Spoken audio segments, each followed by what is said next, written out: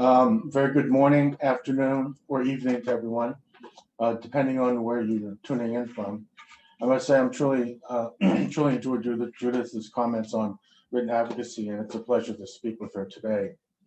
I'm pleased to be speaking at a Young ICCA event, particularly one focusing on oral advocacy at evidentiary hearings. Hearings are quite something, aren't they? They take an incredible amount of work. There is a lot of stress and little sleep. It is definitely a challenging time. Yet there is a reason every disputes lawyer is always willing to launch into hearing war stories. It is where the magic happens. Today's session is focused on oral advocacy in the form of opening and closing arguments.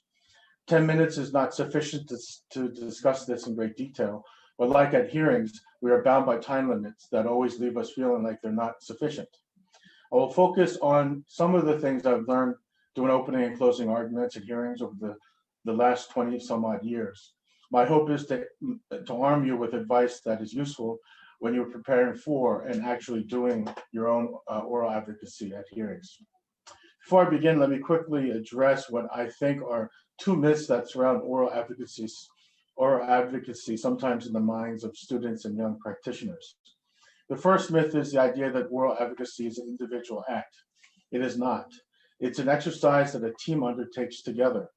Multiple people work on a script, a PPT, a second chair assists the lead advocate. And while the lead advocate does the toughest job on the day, he or she cannot and should not do it all alone. Great advocacy requires good teams working together. The second myth is a treatment of advocacy as an esoteric or intangible skill. Again, it is not. It is a function of preparation and experience. You learn by seeing and doing, and you get better by out-preparing your opponents. Effectively, what I'm saying is that your conception of what good oral advocacy is should not undermine the importance of preparation and the team you are working with. In many ways, those two determine how good the advocacy at a hearing will be more than anything else. I will focus more on opening statements simply because while an opening statement is a staple at every arbitration hearing, oral closings are less common. However, before I give you any advice on how I think you should approach opening statements, we must first think about what the purpose of an opening statement is. At the time of a hearing, the tribunal has read written submissions, hopefully, and are familiar with the record. Again, hopefully. Therefore, what you are doing is not necessarily informing them, but instead helping them understand what they should be looking for at the hearing. Do keep in mind that the opening is the first time you get to see the tribunal respond or react to your arguments. And it is important that not only do you take note of the tribunal's reactions, but adapt based on it. Effectively, the opening statement is an opportunity to present an accessible version of the legal standards an accessible version of your case to the tribunal. What you are looking to do is clearly articulate what the legal standards are, how they interact with the facts, what the primary documents are, and so on. Your roadmap must make it clear to the tribunal what is agreed and what it needs to decide.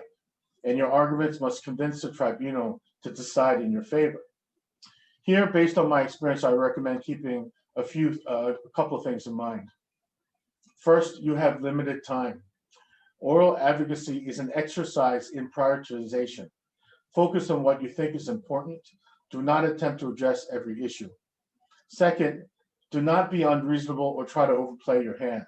If something is clearly black, you're not going to convince the tribunal that it is white, irrespective of how good of an advocate you are. In fact, trying to do so will make you lose credibility with the tribunal. Be reasonable in your assertions. A question that I think is terribly important and is often decided at the very end is how exactly are you going to supplement your oral advocacy at the hearing? Do you use a PPT? Do you use a hard copy bundle that you provide to the tribunal? Or do you not use anything at all? Of course, with the pandemic and the onset of the virtual hearings, PPTs have been essentially the only option.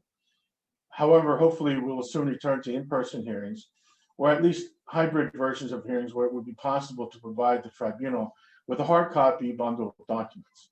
and we are focusing on advocacy today. The question is, what is better and or more useful? This decision is contextual and based on the nature of the case and the aims of the opening statement. For instance, in a hearing that is primarily centered around legal issues, PPTs can be particularly useful to show relevant extracts from legal exhibits as you discuss them instead of everyone flipping through voluminous judgments. They can also be useful if you have a small number of relevant documents and want to show snippets as you discuss them. Sometimes if you want the tribunal to pay more attention to the documents, what you can do is prepare what I call an opening statement bundle, a bundle that only contains the documents you will refer to during your opening and possibly use later during cross-examination. I tend to prefer this approach and often employ it instead of PPTs because mainly the tribunal is interested in understanding the key facts of the case to assist it in their findings. And like all lawyers, they know that the best way to understand the facts is to read the actual documents. Many years ago, I was involved in a case where the other side had attempted to bog the tribunal down on legal issues, including contractual terms, and take them away from the facts. I thought the facts in the contemporary documents were more favorable to us than the law. So I did a 2-hour opening, taking the tribunal through all the important documents over a 2-year period that were in the opening statement bundle. Because the tribunal was generally interested in understanding the documents, they did not lose attention. I looked at them to see if they were following along and highlighting the relevant passages. If they were really interested in a particular document, I went very slow and didn't leave it until they looked up at me. At the end of that day's hearing, the opposing counsel came to me and said that the most amazing thing about the 2-hour opening was that the tribunal remained attentive throughout. I believe this was because I was acting as a guide to the documents, presenting the contents of the contemporaneous documents to help the tribunal understand the case and essentially have a conversation with them, rather than just making a one-sided sales pitch. One consideration that I think gets overlooked in this discussion is how do you want the tribunal to file your opening statement? If you're using a PPT, they will have a printout of the PPT in front of them, which they will use to make notes on the hearing or refer to them in their deliberations. If you're using an opening statement bundle, they will have the actual documents in front of them and will highlight based on your speech and later during cross-examination. When deciding this, which path to take, it is important to think about which of these outcomes you prefer. Now, with regard to closing statements, as I said before, they're not as common at arbitration hearings. And in fact, I think a majority of counsel prefer, and I tend to agree with them, is a question and answer session at the end of the hearing, where the tribunal poses questions to the parties. This is useful because it helps you better understand the tribunal's positions on issues and what questions they're focusing on so that you can prepare a more focused and streamlined post-hearing brief.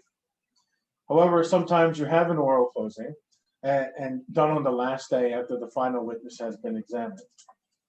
A good closing highlights the documents and the testimony that is most favorable to your case, while simultaneously addressing issues that the tribunal has demonstrated most interest in. I will leave you with a couple of tips that are particularly relevant for younger members of the team regarding a closing.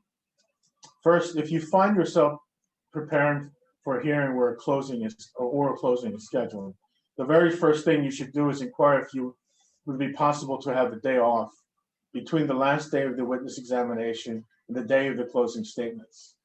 Going straight into a closing after a week or two of witness examination is brutal on everyone.